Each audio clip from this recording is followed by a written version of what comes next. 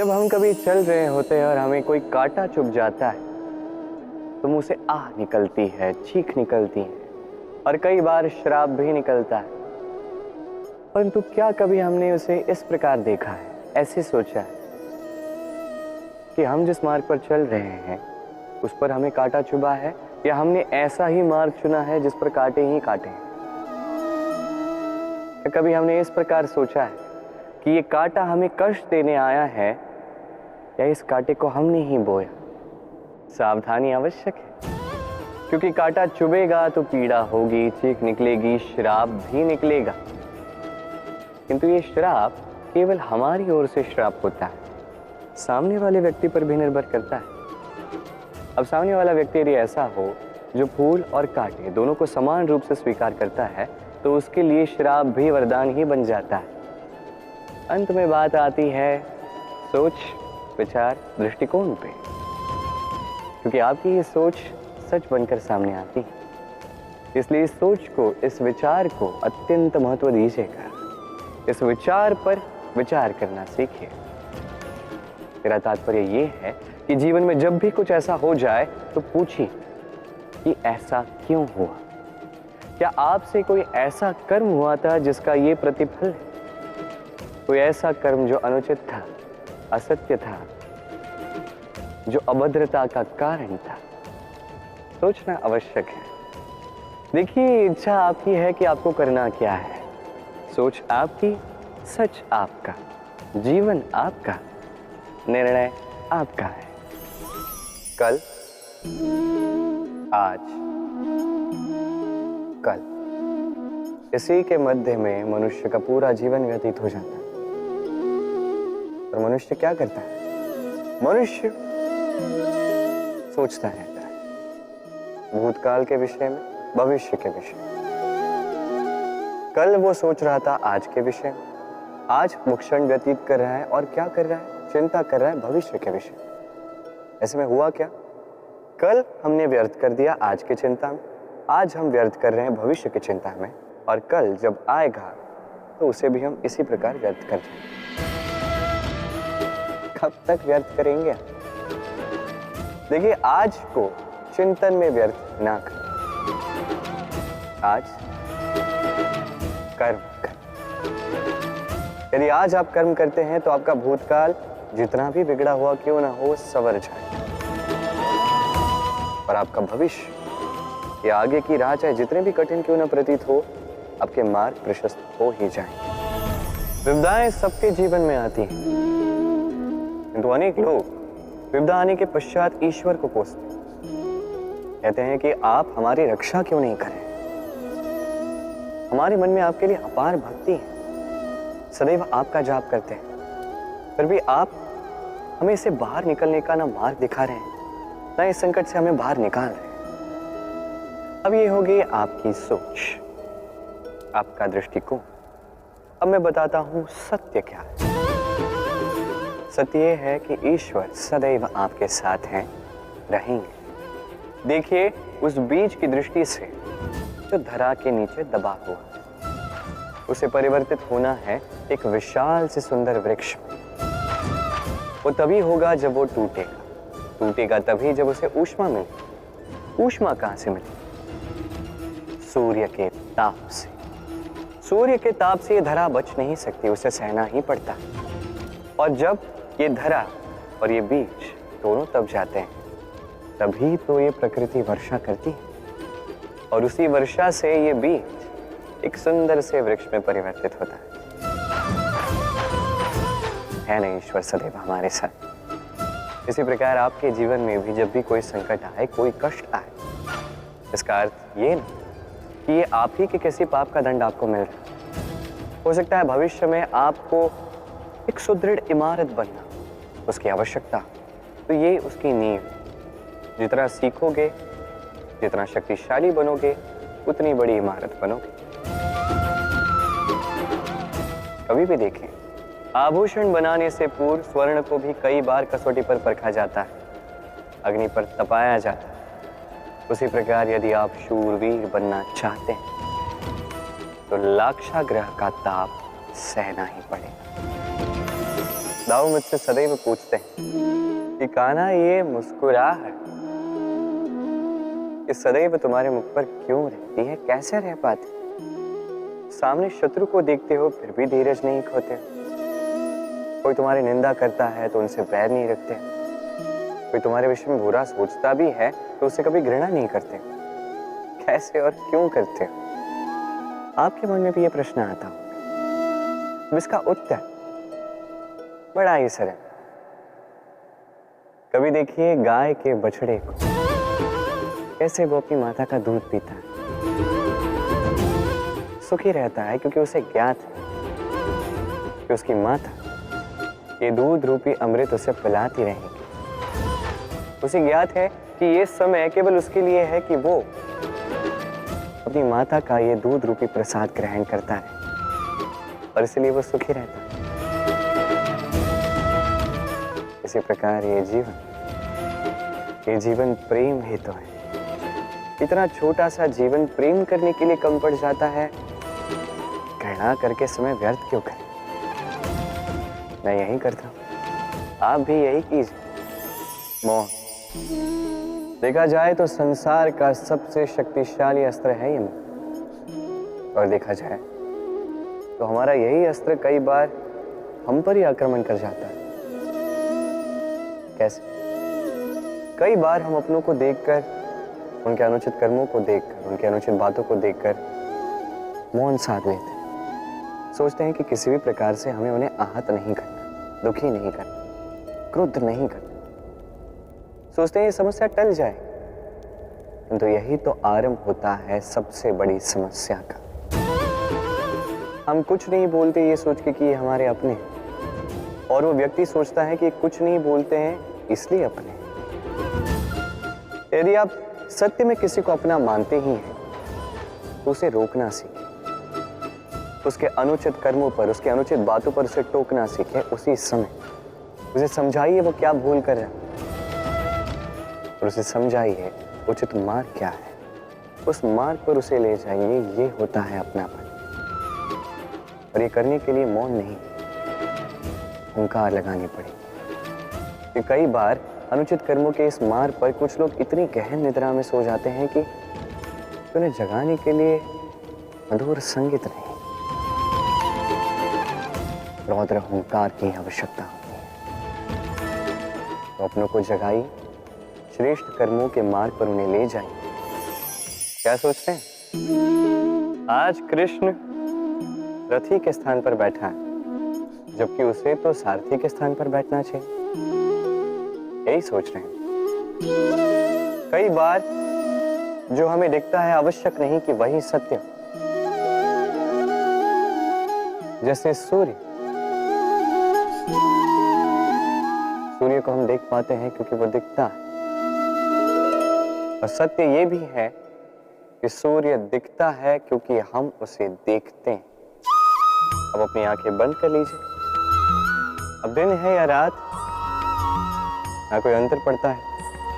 इसी प्रकार धर्म स्थापना के इस कार्य में, धर्म के इस पथ पर मैं सारथी नहीं, मैं रथी हूं। और मैं खोज रहा हूं उस सारथी को जो धर्म, कर्म और भक्ति से भरा हो।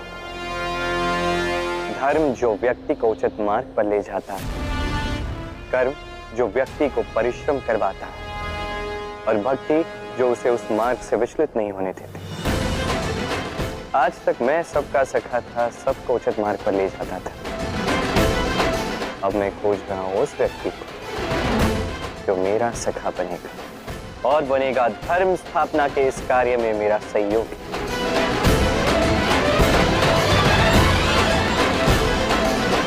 वंदे कर्म, वंदे धर्म।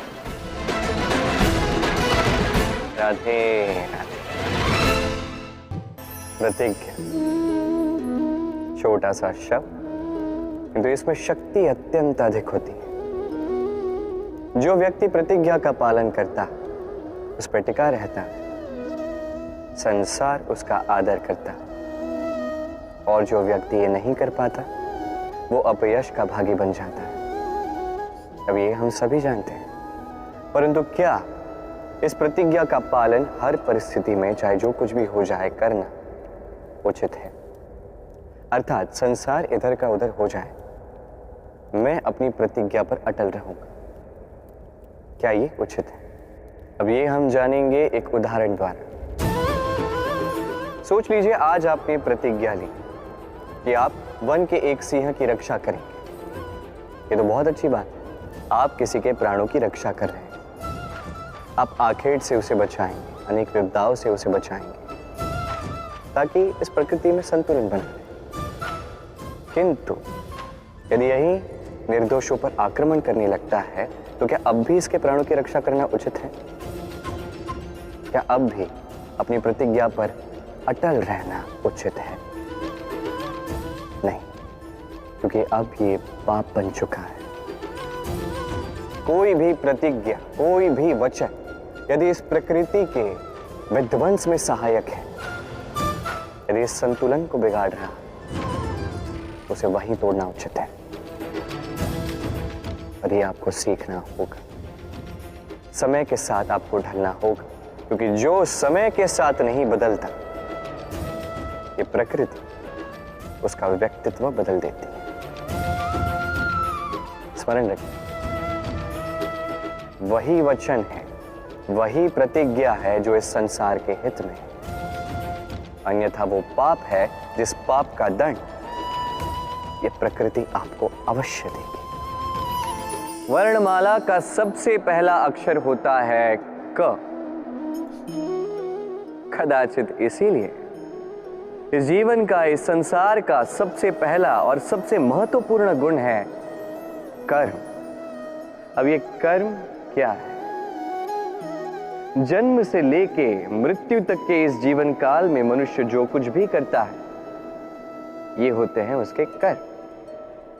अब ये कुछ भी हो सकते हैं, दया से दी गई भिक्षा भी, छल की मंशा से कही गई मिथ्या भी। अब एक मनुष्य का कर्म समस्त मानव जाति का प्रारब्ध निर्धारित कर सकता है। इतनी शक्ति होती है इस कर्म में। और जब बात की जाए धर्म स्थापना के सारथी की, तो उसका सबसे महत्वपूर्ण गुण कर्म ही है। इसलिए मैं खोज रहा हूं एक ऐसा व्यक्ति जो वीर नहीं, कर्मवीर हो। क्योंकि इस रथ की रास हो या इस संसार की आस, दोनों को वही संभाल सकता है। अब देखना यह है कि स्वयंवर में ऐसा कौन व्यक्ति है जो अपने कर्म को पूर्ण निष्ठा से साकार करता है। आपने वो कहावत सुनी होगी, जब ईश्वर एक द्वार बंद करते हैं, कई सारे मार्ग खोल भी देते हैं। अब ये मार्ग, ये सारे द्वार जो होते हैं हमें दिखते नहीं है। कई बार हम समझ नहीं पाते, खो जाते हैं। कभी कभी लगता है कि ये कहावत ही झूठी है, पर ऐसा होता तो है नहीं। क्यों खो जाते? क्योंकि हम समय व्यर्थ करते उसी द्वार को देखने में, सोच के कि अब ये खुलेगा, अब ये खुलेगा। प्रतीक्षा करते करते बहुत समय व्यर्थ कर जाते हैं। इतना समय व्यर्थ हो जाता है कि हम देख ही नहीं पाते, ढूंढ ही नहीं पाते वो सारे मार्ग, वो द्वार जो हमारे लिए खुले हैं। ढूंढ ही नहीं पाते तो उसका उपयोग कैसे करेंगे? स्मरण रखिए, ईश्वर सदैव हमारे साथ हमारी सहायता कर रहे हैं। ये मार्ग सदैव है, सर्वत्र है। आवश्यकता है तो दृष्टि, दृष्टिकोण और सोच की। इस दृष्टि को फैला कर देखिए, इस दृष्टिकोण को सकारात्मक बना कर देखिए, और ये सोच, इसकी सीमा तनिक ऊंची कर दीजिए। फिर देखिए, सब मिल जाए। क्या है? ये ईश्वर, ये परमात्मा, ये हमारे साथ है, हमारे मन में। जो ये मन चाहेगा वो ये मन अवश्य पाएगा। यदि मन चाहता है कि उसे मार्ग मिले, तो मार्ग मिल ही जाता है, युद्ध। हम सदैव हमारे जीवन में हर एक युद्ध जीतना चाहते हैं। ऐसा कोई युद्ध नहीं जो हम हारना चाहते, किंतु युद्ध जीतने के लिए सदैव आक्रमण करना या शत्रु के समक्ष जाके खड़ा हो जाए, यही उचित मार्ग नहीं।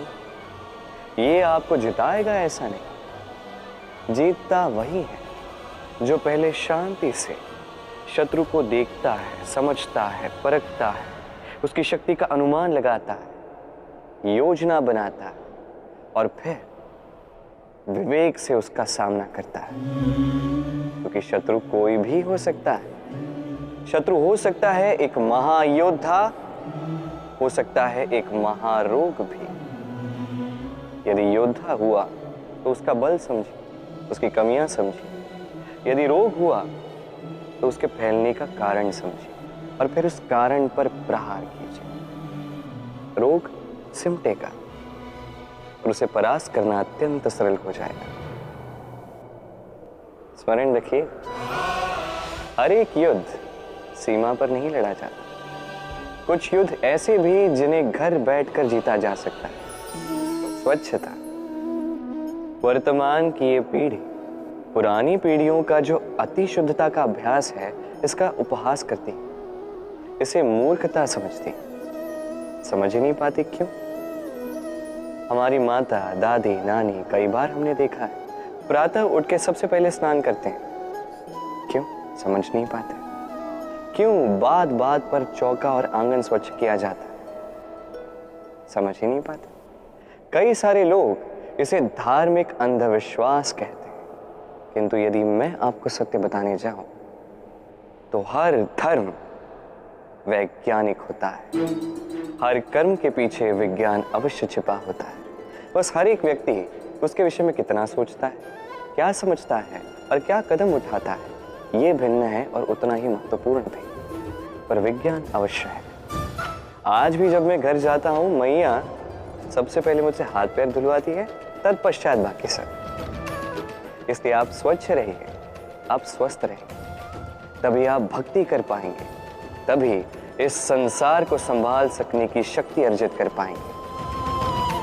तो स्वच्छता साधिए, सब साथ जाएगा। पलाय अर्थात भाग जाना। किसी भी परिस्थिति या समस्या से मुख मोड़कर भाग जाना।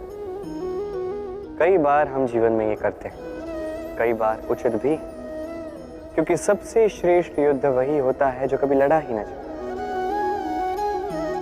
किंतु यदि आपका पलायन करना यहाँ पाप का पालन पोषण करता है तो पलायन अनुचित है। यहाँ पे युद्ध करना आवश्यक हो जाता है।